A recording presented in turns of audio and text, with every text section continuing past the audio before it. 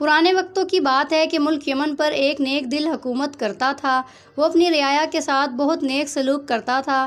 اس کی 4 بیٹیاں تھیں، جن میں سے ایک شہزادی بہت حسین تھی، جس کی خوبصورتی پر باقی شہزادیاں اس سے نفرت کرتی تھیں۔ اس شہزادی کا نام شہزادی سبا تھا۔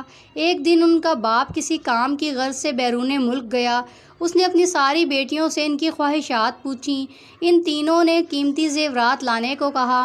جب بادشاہ نے چوتھی بیٹی سے پوچھا، اگر تمہیں کسی چیز کی ضرورت ہو تو مجھے بتاؤ، شہزادی سبا نے کہا، مجھے ایک گلاب کا پھول چاہیے۔ ان کا باپ کوئی نہ کوئی بات بھول جاتا تھا، اس لیے صرف شہزادی سبا کے لیے پھول لے آیا، باقی چیزیں وہ بھول چکا تھا۔ جب وہ گھر آیا تو شہزادیاں دروازے پر کھڑی اپنے باپ کا انتظار کر رہی تھیں۔ جب ان کا باپ آیا تو صرف ایک پھول کے علاوہ اس کے پاس کوئی چیز نہ تھی۔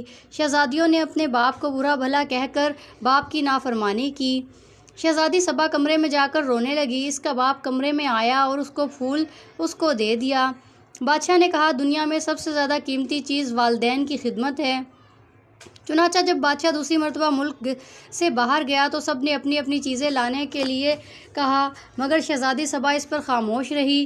اس نے سوچا، اس بار کوئی ایسی بات نہ ہو جس سے میرے باپ کا دل دکھے، تو بادشاہ نے اپنی بیٹیوں کے لیے زیورات لے لیے۔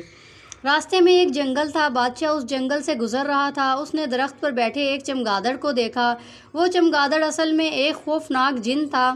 اس نے بادشاہ کو قید کر لیا۔ ایک شہزادہ یہ سارا منظر دیکھ رہا تھا۔ اس نے تیز دھار تلوار نکالی اور چمگادڑ کی گردن پر دے ماری۔ چمگادڑ اسی وقت مر گیا۔ شہزادہ بادشاہ کو محل لے گیا اور ان کی بیٹیوں کو سارا ماجرا سنایا۔ شہزادیوں نے اپنے باپ کی پاس آئیں اور اپنے باپ کی نافرمانی پر معافی مانگی۔